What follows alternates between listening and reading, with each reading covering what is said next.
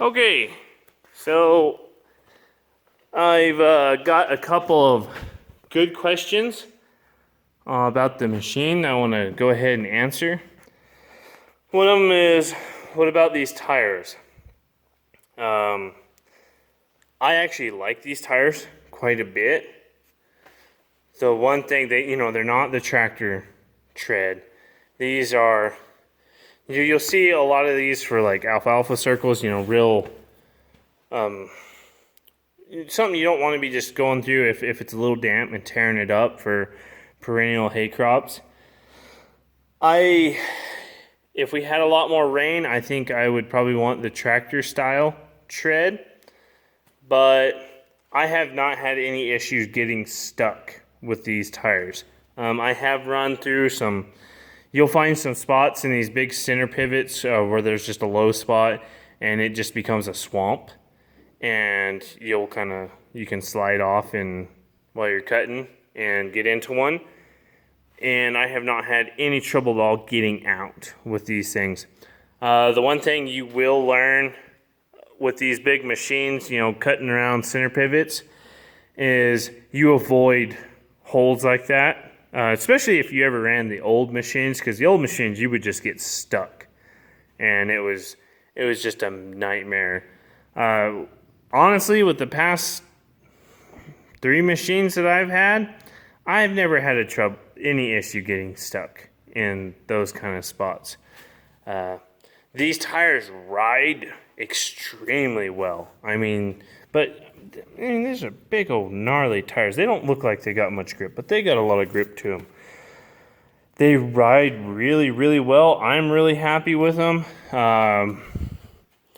So far I haven't had, really many issues with, like, there's a few weather checks in them getting to be, but that's just what happens when you get tires kind of that size. I'm happy with them. I'm extremely happy with them. I thought I wouldn't be, but I can't complain about them. I really can't. So I hope that answers your tire question. And that was Eric Mosier, or Elm Custom Harvesting, or the Farming Life, whichever you want to go by. The other big bugaboo is, I want to note this right here. That's dust.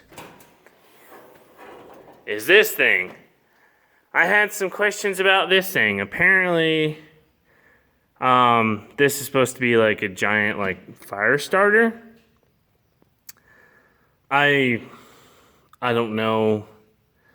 And I know where people are getting this. One lonely farmer made a review on these machines, and he's never run one, and he honestly, maybe he should run one before he makes a review on a machine like this, but I have absolutely never had any hay collect on this thing. I have some dust on it. I really do.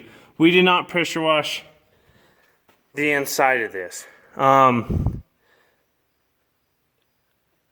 can run this thing for 12 hours a day, and I'll have maybe some dust on it, but no hay particles. And I think a lot of that has to do with this fan, how it's sitting in here. That's a hydraulically driven fan, and that thing, I promise you, will blow air out of this thing like crazy. You can see, it's blowing tons of air out of this machine. And you'll get some hay. I have the merger, so I have a lot of hay. I can get hay built up on this thing if I'm not running it. You guys saw the pile of hay on it. I don't get hay built up on this at all. I don't get hay built up on top of my motor. I don't get hay built up anywhere back here at all. Not even on the batteries. So this thing does get hot. You run a machine, you're not going to go walking up grabbing the exhaust pipe. That's just not smart. It is hot. I did have a code one time about this, my urea injector. About maybe a crystal had plugged it up, but a code had just kicked on. I had hit a bump, and I wasn't even cutting in the field, and I think maybe it had passed it. And their suggestion is, yeah, you need to pull this out and you need to clean your injectors, you know, every so often. Or this deal, it's supposed to have like 3 screws on it. I didn't that day because, you know, you're working in a small spot and yeah, this thing's hot. You know, I did have my hand in here and I was touching it.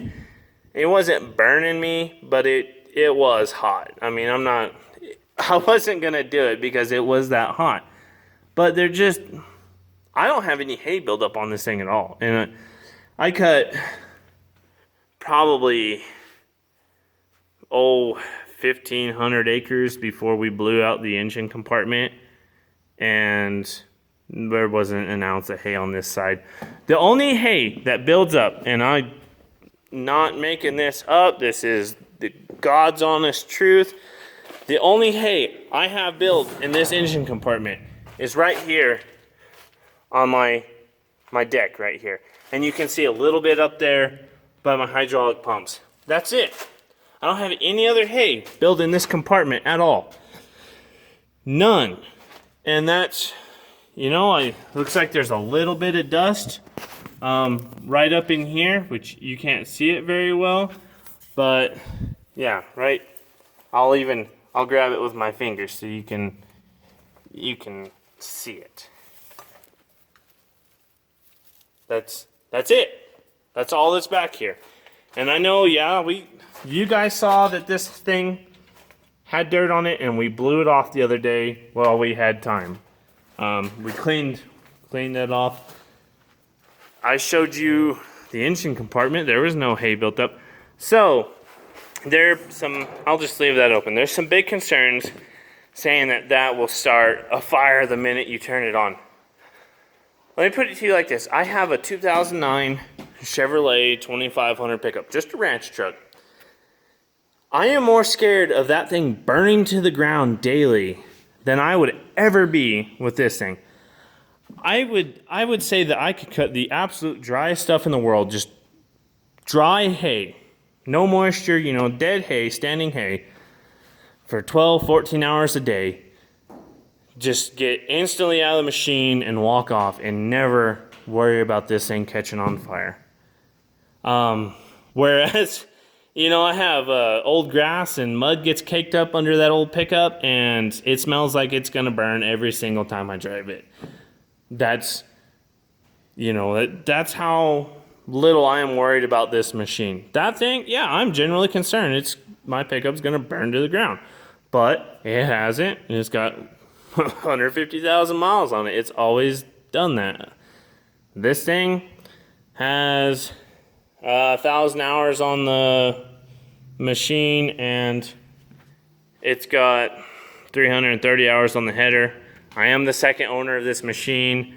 The owners before me hauled it or drove it around a lot. I haul it. So, and I've put like 200 hours or something on the header. So it was very lightly used when I bought the machine. I may have put a little bit less than that. But yeah, I honestly don't know where it's coming from, where people are saying that, but that's what has been brought to my attention. I know it was said in the guy's review. I didn't watch the review because I watched about 5 seconds of it and knew where it was going. And that's why I'm making this video, because I own the machine, I run the machine, I make the damn payments on the machine, and I don't have troubles with this. Do I like that we have DEF filters and equipment? No, absolutely not. I don't like that at all. I hate it, but there's nothing I can do about it, and that's where we are today. I love having a brand new machine. I absolutely think it's the greatest thing ever, so it's something I gotta put up with.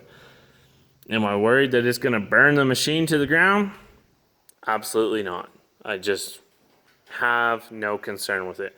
And you have to understand where I am, we're here in New Mexico, and it is, we're the desert, we're the high desert. Tons of people in the West use these machines. Idaho, Eastern Oregon, Utah, Nevada, Colorado, Wyoming, you know, we're all over here. It's always dry. It's always extremely dry. And I would, if I was cutting extremely dry feed that's been standing, the biggest thing I would have to do is get out and clean the radiators. That would be the biggest thing I would have to do. And I would probably blow off the electronic box. You know, make sure everything's a little bit cleaner, but clean the air filters, clean the radiators. I would not be concerned with that DEF filter at all. It just would not concern me. You know, I get more hay built up on top of my header or on my forming shield than I do anywhere else. And that's just where that's at. Clean out my header more than anything, just in case there's a bearing that's going bad or something like that. You know, because you hit some big rocks, it can tear up a bearing. That's how things happen. But so I hope this puts this to rest, because it's just, honestly, it's not an issue. It's never been an issue. I doubt it will ever be an issue. And if it becomes an issue, then I will fire my air compressor up and blow the thing off, like you should do. And that's just where that's at. And just so we're clear, these are not videos to bash One Lonely Farmer. I like the guy's videos. There's some things I don't agree with, but we're all entitled to our own opinion. So, you know, like a lot of people, he's one of the reasons why I'm making videos, because he was doing it and I thought it was pretty cool, so found out I could probably do it too. The other thing I don't like is I still have the old style air filter. The newer machines have a newer style box. Not an issue with it, but it does collect enough dust sometimes when you're cutting some really gnarly places. When you slam your door, you'll have some dust come out of it. And it's just, and you can blow it out. The biggest inconvenience is I know they make a newer one, because I've got the newer filter by accident and I got to get the older style. But so yeah, this is the machine in a nutshell. If you have any more questions, please ask me. If you have any questions about the merger, I'll be happy to talk to you about it. But just know that they don't make this. I'm not going to say they don't make this style anymore. I'm pretty sure they don't. But they have gone to it's pretty much standard. You see them on MacDons too. It's a longer conveyor. And it's what would be it's a double or tripler windrower. And that's what, if I trade this machine, is what I will go to. Just so we can put more hay together. So anyways. Thanks for watching. Comment, rate, subscribe, all that fun stuff. Don't be afraid to ask questions, because I'm not afraid to tell you what I like and don't like. I mean, come on, I'm paying tens of thousands of dollars. I'll bitch about this machine if I want to. I'm not going to be afraid to do it. So, come back soon.